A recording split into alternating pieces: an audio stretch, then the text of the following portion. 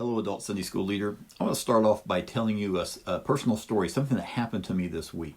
I got a call on the church phone, and as soon as the lady identified herself, I knew immediately who it was. It was my pastor's wife back when we were in seminary, 1995 to 1998, down in Fort Worth, Texas.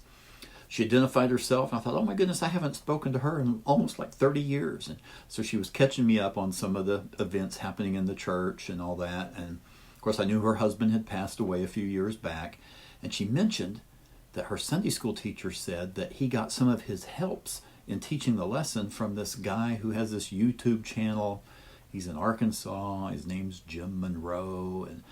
And she said, I know that guy. And so she was just calling to tell me that. And I just thought that was kind of neat.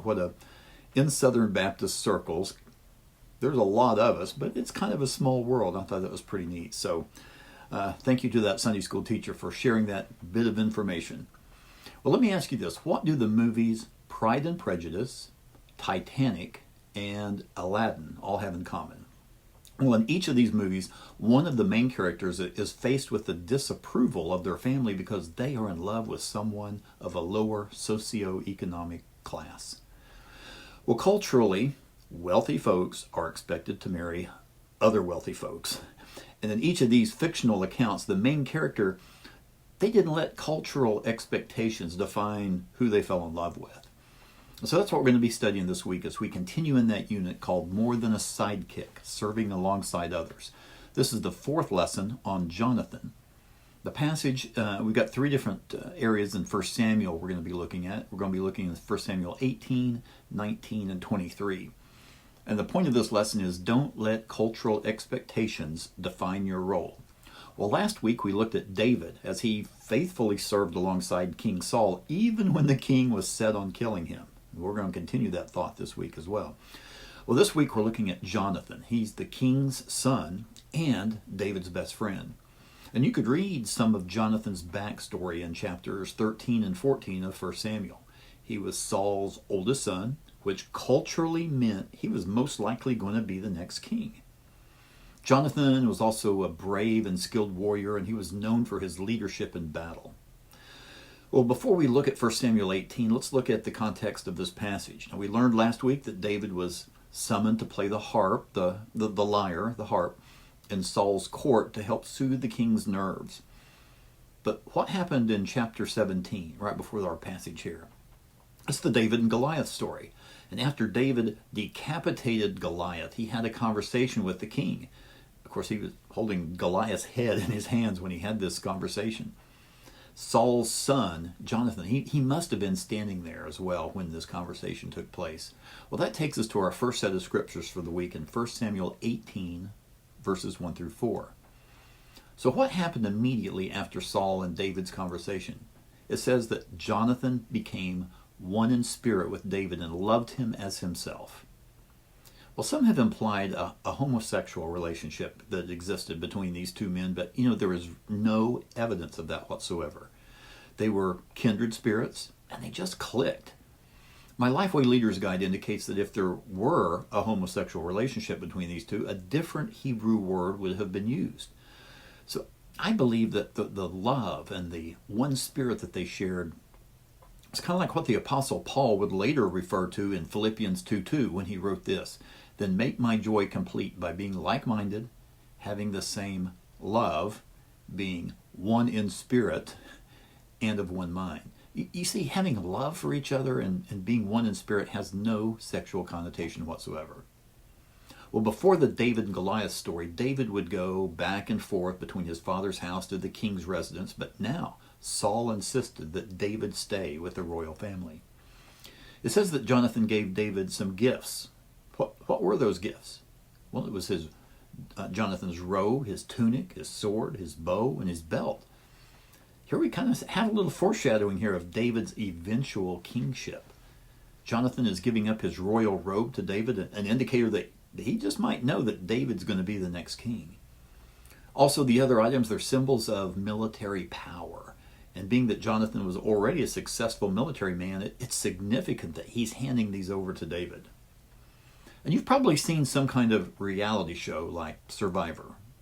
And in that show, when one's position in the tribe is threatened, what's the normal course of action? It's to get rid of the one who's the threat by either spreading rumors about the other person or maybe some other kind of act of sabotage to get that other person voted out. But this was not the case with Jonathan. His commitment to his friendship with David outweighed any ambition he had for himself. So a good sidekick, he commits to the relationship they have with the other person as well as protects that person. Well, let's look at the next set of scriptures. That's 1 Samuel 19, the first 4 verses. What in the world would make King Saul's attitude for David change from fondness to wanting to kill him? Or let's remember back in last week's lesson where Saul felt threatened because of the women's song, that Saul slaying his thousands and David his tens of thousands. Saul was jealous of David and he felt threatened by him. Also, back in 1 Samuel 18, verses 28 through 30, and that immediately precedes this passage, it says this: when Saul realized that the Lord was with David and that his daughter Michal loved David, Saul became more afraid of him, and he remained his enemy for the rest of his days. The Philistine commanders continued to go out into battle, and as often as they did, David met with more success than the rest of Saul's officers, and his name became well known. You see, David is now not only the best friend of Saul's oldest son, he's also his son-in-law. And so you combine those dynamics with the fact that Saul was already jealous of David, and the result is that he wanted David out of the picture. Now let's remember what John 3:20 says. Everyone who does evil hates the light and will not come into the light for fear that their deeds will be exposed. The darkness in Saul was repulsed by the light that shone in David, and he hated it. He wanted David gone. So King Saul put Jonathan in this position of having to choose between loyalty to his family and his friendship with David. And you've heard the saying that blood is thicker than water, meaning that family relationships are more important and stronger than friendships or other relationships. Well, others in this position may have gladly taken on the task and gotten rid of the competition. David stood in the way of Jonathan becoming the next king, so taking out the competition would have been the first order of business for some with less scruples and less integrity than Jonathan. But here's the thing, this could not have been an easy situation for Jonathan. Disobeying daddy, okay, that's one thing, but disobeying your father who's the king, that's a completely different level. He's bad on a completely different other level. Well, another thought here is that Saul knew. Jonathan and David are good friends, and Saul knew that Jonathan would tell David, hoping that that's going to make David scared and he's going to run off. And Saul wanted to get rid of David one way or the other, whether he's killed, whether he runs away, whatever. So what did Jonathan do? He warned David that the king was after him. But David didn't run.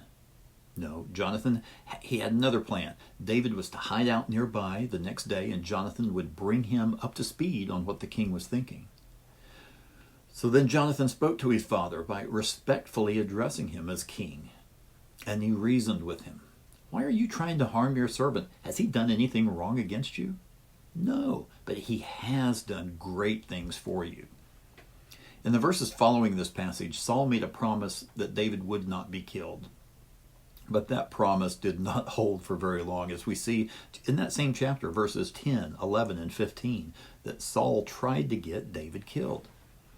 Well, this takes us to our last set of scriptures for the week, 1 Samuel 23, verses 15 through 18.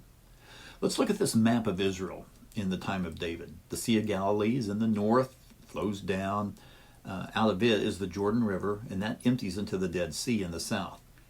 Now, as we take a more detailed look at that southern portion of Israel, you'll see where these areas are that are mentioned in these verses. David is running for his life from Saul, and he ends up in the wilderness of Ziph, at a small town called Horesh. Now, be careful how you say that name, okay?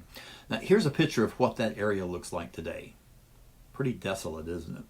Let's make our students aware that wilderness in Arkansas today means the backwoods. Lots of woods, it's out in the sticks.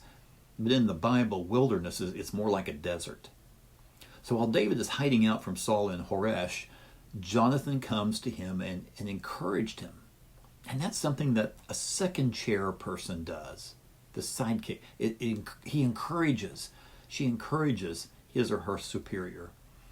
Now, this doesn't mean kissing up. It doesn't mean offering false hope. But it means just to encourage. We often place pastors and other leaders, maybe even in our business, and in this place in our minds that they are above temptation or discouragement. That's not the case. A good sidekick will be an encourager. And Jonathan just didn't say, hang in there, friend, it's going to be okay. No, Jonathan helped David find strength in God. You see, even the faith of godly leaders can sometimes be on shaky ground. Those second-in-command people should not hesitate to pray for and with their leader, especially when they sense a spiritual struggle might be taking place. Jonathan assured David that Saul would not harm him, and they renewed their covenant, agreeing that Jonathan would be David's second-in-command when David becomes king. Of course, neither David nor Jonathan knew that Jonathan would be killed alongside his father in battle before their plan could be realized. What was the cultural expectation of Jonathan? It was that he would become the next king. But apparently, Jonathan sensed God's anointing on David to be the next king, and Jonathan accepted it. He didn't try to fight for his right to be the next monarch. You know, I've noticed sometimes that a person who's a manager at their workplace usually makes a good leader on a church committee, but not necessarily a good committee member. It's like they feel like they're expected to be the boss in every situation and every organization that they're in. They have a hard time not being the leader. Well, Jonathan, he was an excellent warrior, and he probably would have made a good king. But God had other plans, and Jonathan accepted his role as not the leader. So let's encourage our classes to be good leaders when called on, but to also be good supporters when not the leader. Well, so far in this unit, we've been looking at those positive examples of how to serve alongside someone. But we can learn what not to do from negative examples as well, as we're going to next week as we examine Haman in the book of Esther. So thank you all so much for watching, for sharing with your classes where you get some of your information. And I appreciate you guys so much. Thank you. Don't forget, pray for and with your class.